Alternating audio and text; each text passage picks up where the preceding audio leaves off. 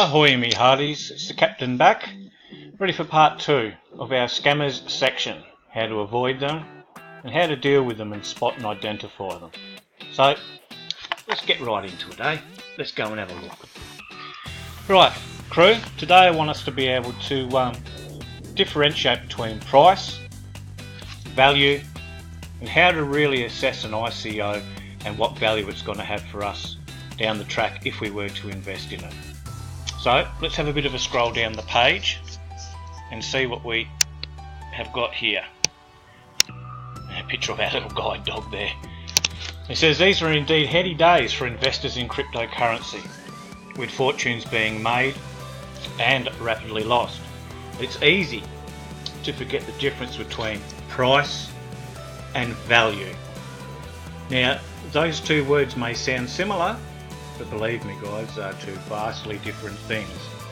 You might have the price of a nice icy cold beer, but if it's got no alcohol in it, it doesn't have any value, so it's basically worthless. The same applies to some of these hottest ICOs that many investors, like myself and yourself, have been really focusing on.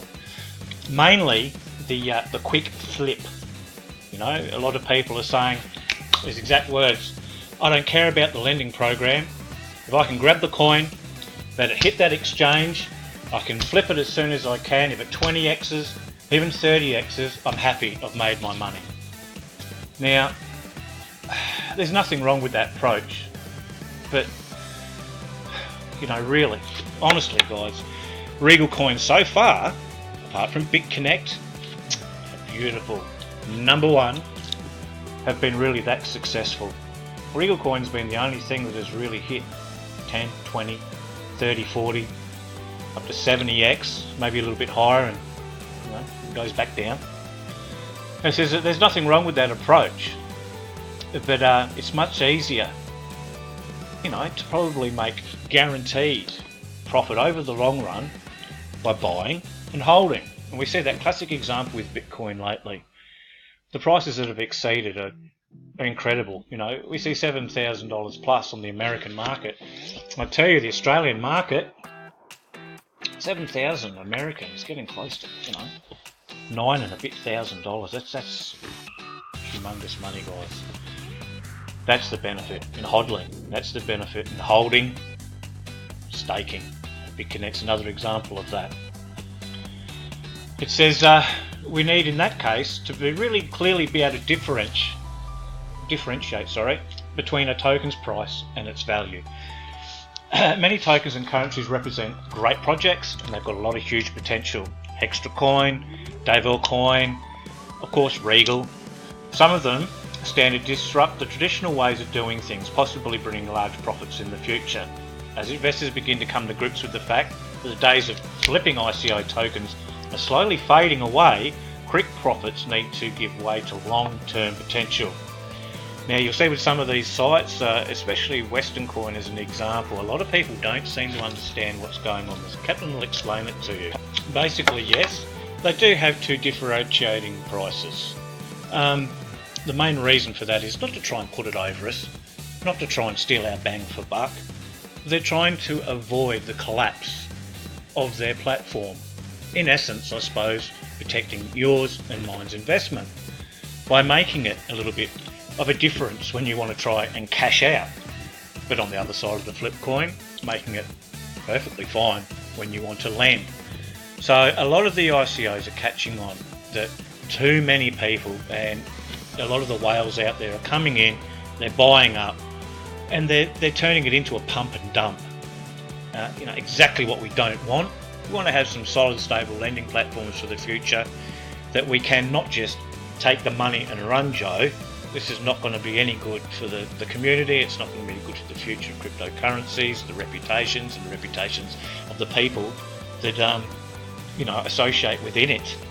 So this is why I'm saying with Western Coin, yes, it is a little bit untransparent, but the reason is to discourage you from getting in, pumping and dumping, and the platform destroying itself, or basically inadvertently us destroying it. So you have to look at things from a two-sided coin. This was bound to happen. And you'll find that a lot more platforms down the track will be incorporating different techniques to make sure that we stay within their platform to keep the lending going, therefore the longevity of the platform being assured. So investors need to ask themselves,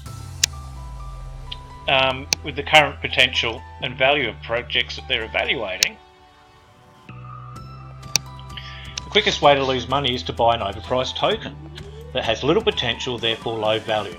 On the other hand, investors with enough foresight to purchase the woefully underpriced Bitcoin or quality altcoins last year have seen massive returns. So you need to have your finger on the pulse, on the market, have good acumen, do as much research as you can about the space that you're operating in, and make the correct and hopefully profitable decisions. Like a farmer, you've got to plant that seed. It might not look so profitable right there and then, but as we can see as a classic example, and actions speak louder than words with Bitcoin, it turns out to be a lot more profitable. It seems to be the right way to go. It says here it's important to understand what will drive the demand for the token inside that marketplace. That requires an honest, unbiased assessment of the project. Now, there are a lot of platforms out there, there's a lot of tokens that are just garbage. They will never hold any value, they were never based on any value, and as a noob it's very easy to fall into those pitfalls and lose money. Henceforth, why you've got to do your homework, guys. For all you noobs out there, study, get some good knowledge and acumen, because knowledge is power. Many projects require an idea to be perfectly executed also to succeed. Now, a classic example is with Regal Coin and almost ETHConnect. They had all of the right factors there, but they couldn't organise a route in a whorehouse with a fistful of 50s guys, and they're only just getting it together now. It must be very frustrating for those who are still locked up, and I bet, like another certain person said, the big fish are the ones with the large amounts that are probably still locked up, making sure that the platform is still viable with these interest rates that we're getting. So we really need to take that into consideration. Before we invest into any ICO, we need to do our homework, find out where it's from, really analyse the white paper as we know, get as much information from around other people who have a good reputation on the net in this space, on YouTube, and then go forth and make the decision. Such market factors, such as an increase in crypto adoption, will come into play also. This remains to be in the future, and it's not certain, and we know that anyway. Investors shouldn't settle for a project whose token's value is hinged purely on speculation. FOMO is a classic example of that, and never should we be carried away by hype. Electrocoin perhaps might be another classic example, and we can always fall back on the age-old example of control finance. Investors need to look beyond the commodities of tokens and focus more of the project's unique proposition. Are they copying from existing ones, like ETHConnect with BitConnect? Sometimes we just take a step back, guys and investors, and just have a good look at things. Slow down before we invest our money, take a deep breath, and then go at it again. At the end of the day, it's really up to us to see how things work out by our decisions, and hopefully we invest in projects that are going to be profitable in the future.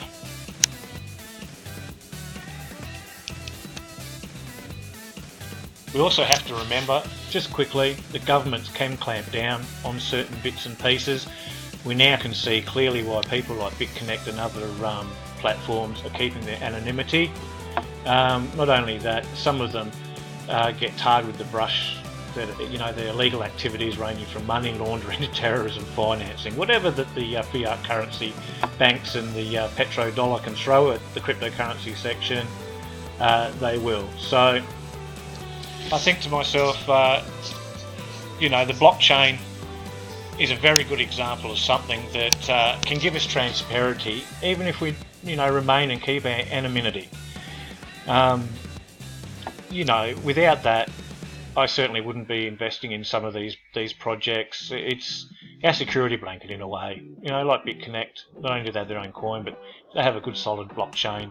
That lets us know, and everyone for that matter, exactly what's going on. And that's what having peace of mind is about. We're not going to go into the Jamie Dimon things of JP Morgan calling Bitcoin a fraud. We've all been there. I wouldn't be surprised if that git has probably invested secretly on the side in it and is just smoke screening and mirroring. I don't have any time for that kind of garbage. We're all here to further ourselves in this space, to obviously get some bang for buck, guys, but to do it in a wise and logical way. Okay, cash, well, we're not really worried about cash. Anything that is fiat currency really isn't for us, guys. That defeats the whole idea of being in cryptocurrency, unless we're using our crypto to turn back into fiat to buy more crypto. Next section we're going to have a quick look at, and we have to do it quickly, is how to defend ourselves from scams, ICOs.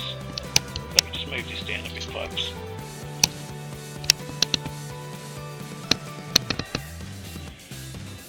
This is a guy's personal story. It says here that initial coin offerings and ICOs are really popular at the moment, even the Ethereum based kind. We can say the Ethereum based because most often ICOs are based on a Buterin blockchain, and we all know who Buterin is, as it can be used to develop smart contracts and regulate funds raised. It's also faster than the Bitcoin's technique algorithm. It says here that ICOs are not the devil at this time, although they're quite unregulated, and we know it is an unregulated space. There are a lot of pros and cons that need to be considered. You know, it's a fantastic way for certain companies to really launch themselves to get the funding that they need to be successful, and that can be also very successful for us if we're invested in it. The only unfortunate thing about operating in the Wild Wild West is there tends to be a lack of legal guidelines, which unfortunately has resulted in the scammers' field day out there, and it also brings rise to a lot of Ponzi schemes. That doesn't mean, of course, that all ICOs are bad. It says how to evaluate ICO. Start from team members. It says here that we need to follow what the team members are basically doing. He says here that his story begins, he was added to a scam ICO project without any authorization with incorrect info about jobs and skills. He'd say that it's a scam because adding a person as a team member without authorization seems handsome in the eyes of investors. Hopefully interest people would not notice it. It's still a scam related problem. Now we just saw that with ETHConnect. He says, luckily I have my Google alert set, so he actually found this ICO that was using his name. I mean, it is uncanny, guys, that he's brought this up, considering what has just happened with ETHConnect. First rule, first and foremost rule, rule number one is to Google it. Crew is to Google it. So he says here, Google it. Always check the technical knowledge, previous jobs in the fintech industry of the people that you see there. And we've seen a lot of guys doing their due diligence, or else we wouldn't have found out about ETHConnect and that Japanese chappie that was who he says he was, but wasn't really who he says. He says, in fact, that the MCX coin that was exploiting his name by saying that I'm their community manager was absolutely a falsity. They proudly explained that he correctly spoke Chinese, which he didn't, unfortunately for them and for him too. And the other fake team members on there obviously were given roles that they'd never even done in their whole life. His so-called pseudo colleague Alora Corti, for example, was added on this scam ICO project with the label of her being an illegal advisor. Well, she'd never been in that field at all. So he said this is just his sad story to explain that you really need to do your homework on who all the guys are that are on that team. Verify it, check it. We're starting to learn this sometimes the hard way, but we are learning. I'm now going to show you guys how to evaluate an ICO before we invest in it. Alright, we have our project and we have our competitors. Under the project side, we need to find out, is it disruptive? Are there similar projects, i.e. are they copycatting? Who are the competitors? These are all important. Team members, we've just talked about finding out the backgrounds of the team members. Are they legit? How many of them are?